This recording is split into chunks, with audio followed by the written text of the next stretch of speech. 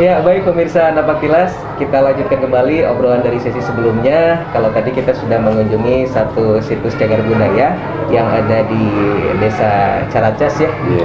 Dan sekarang kita akan ngobrol-ngobrol lagi untuk lebih melengkapi sih sebenarnya ya. Dan di sini sangat banyak sekali bapak-bapak yang sudah ngumpul. Saya izin dulu Pak Babinsa ya. Ini tidak sesuai prokes lah ya. Iya. Nah, karena kita sudah pakai masker semua. Mungkin boleh perkenalkan diri, di sini ada siapa aja yang sudah hadir?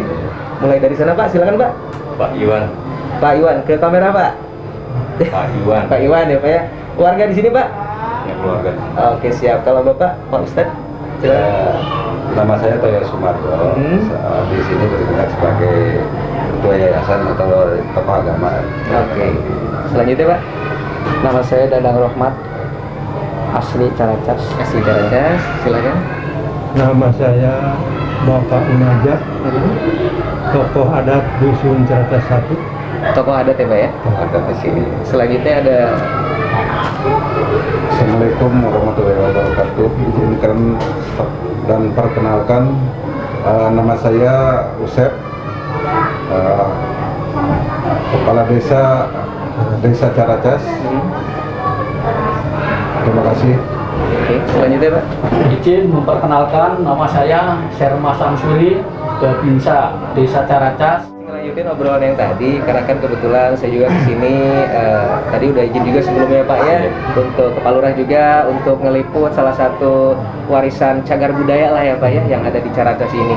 Saya lihat tadi tempatnya memang strategis karena di pinggir jalan ya Pak ya, dan memang tempatnya layak lah untuk dikunjungi oleh orang-orang yang pengen ziarah gitu ya, atau sekedar untuk berkunjung berwisata religi. Nah, pertama mungkin dari Pak Ustadz dulu Pak, atau dari Pak Lurah dulu nih?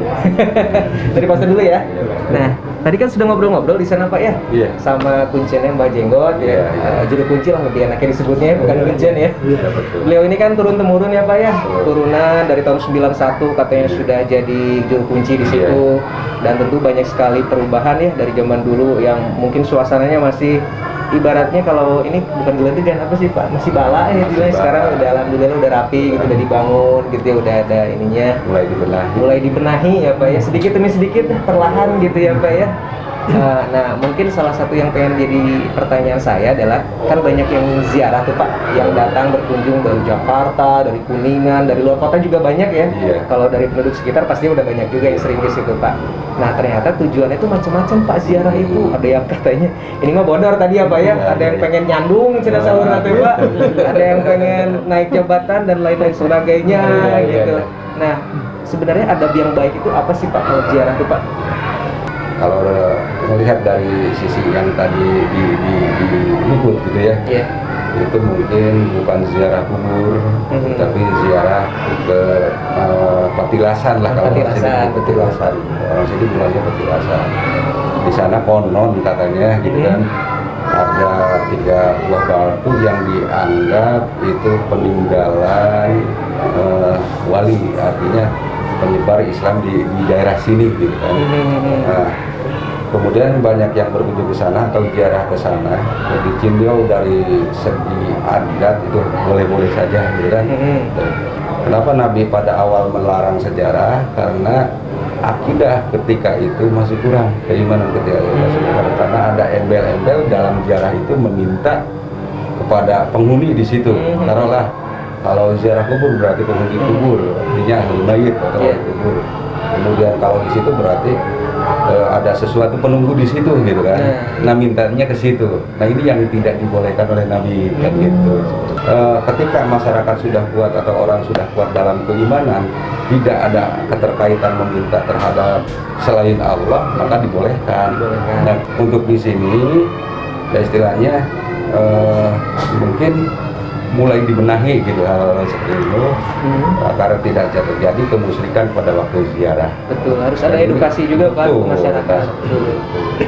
Edukasinya bisa lewat musyawarah atau lewat pengajian-pengajian, dan alhamdulillah mulai ditempuh sekarang kan.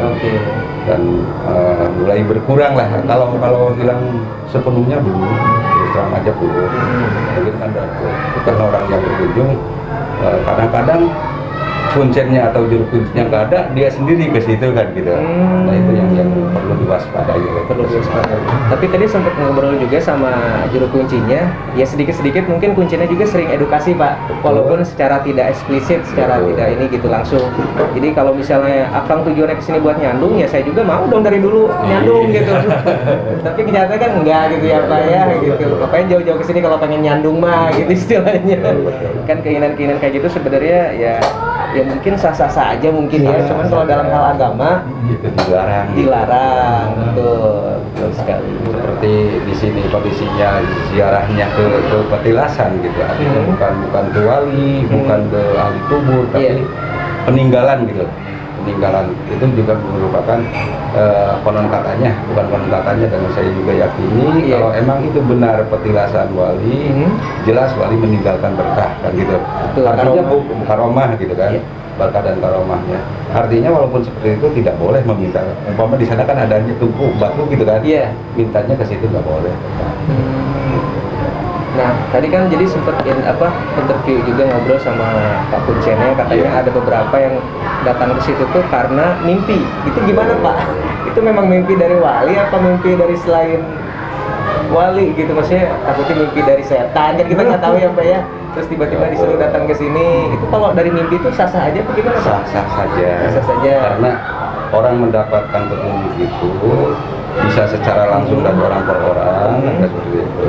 Kemudian bisa juga lewat ilham, karena fitrah manusia itu walaupun manusia seawam apapun, ketika Allah berkehendak memberikan petunjuk, bisa petunjuk itu bisa melewati ilham kan di situ. Ilham diantaranya bisa melewati mimpi. Soalnya rata-rata tempat tempat wisata religi yang saya datangi, cagar budaya, rata-rata banyakan dari mimpi Pak. Ternyata memang sama semuanya gitu. Hampir kebanyakan yang jauh-jauh, yang dari luar kota, bahkan ada yang dari luar pulau, bisa tahu tuh Pak, dari mimpi itu jelas banget jalannya, semuanya, keadaannya kok bisa tahu gitu. Memang dipanggil sengaja apa gimana? Ada yang lewat ilham juga berarti Pak ya, intinya Pak ya. Ilhamnya itu lewat mimpi. Dan ini bukan bisa lagi, sering terjadi. Jangankan orang luar, orang sini pun ada seperti itu. Oke. Bisa jadi orang sini pun dapat seperti itu. Mungkin ada yang pengen ditambahin Pak terkait sejarah tempat tersebut yang mungkin belum sempat dijelasin sama Pak Kuncennya. Ada sejarah lain terkait tempat itu Pak?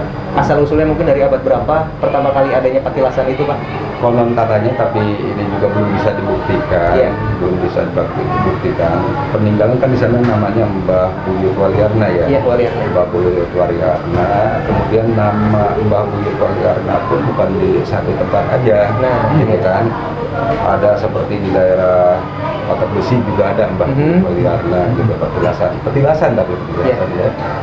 Nah, kemungkinan seperti itu tuh bisa saja terjadi, dan konon katanya dari banyak kabar Mbah Buyut Waliarna itu adanya itu sekitar abad 6. Abad ke-6 Masehi Pak ya? Masehi. Dan di sini belum bisa dibuktikan juga, gitu kan? Bisa dibuktikan.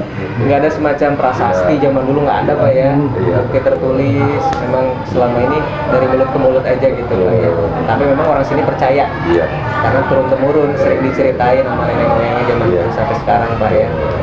Ya tadi juga saya sempat dengar curhatan dari si abahnya, katanya kan kalau juru kunci di situ kan Pak memang turun temurun lah istilahnya. Beliau bingung nih, penerus saya siapa gitu. Soalnya pola pikir anak sekarang tuh ternyata beda sama yang dulu gitu. Pendapat Pak Ustadz gimana Pak? Kalau penerus juru kunci penerus juru kunci emang kebiasaan tradisi itu turun temurun. Harus ya Pak. Kemudian ketika tidak terjadi ada turunan yang bisa meneruskan, biasanya di kalangan masyarakat itu melalui musyawarah.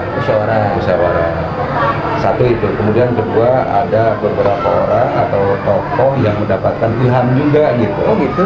Ya biasanya seperti itu. Turunan nggak ada, tapi orang yang di lain turunan itu ada petunjuk gitu. Yang istilahnya bisa meneruskan. Yang penting ada musyawarah dulu lah ya Pak ya. Biar semuanya sepakat siapa yang meneruskan gitu ya. Jadi tidak harus dari turunannya juga. Asal ada kesepakatan lah yang penting ya Pak ya. Terima kasih sekali lagi Pak Koko sudah ngobrol dengan saya ya Pak ya di Napak Sama-sama, Tilas kali sama-sama. ini. Mudah-mudahan di kesempatan lain kita bisa ngobrol-ngobrol Iya, lagi, iya, berbincang-bincang iya. lagi. Pak Babinsa makasih, Pak Lurah Iya. terima kasih. Pemirsa Cipta TV terima kasih sudah menyaksikan Napak Tilas untuk episode kali ini. Sampai jumpa di episode selanjutnya. Tetap saksikan Cipta TV selalu di hati.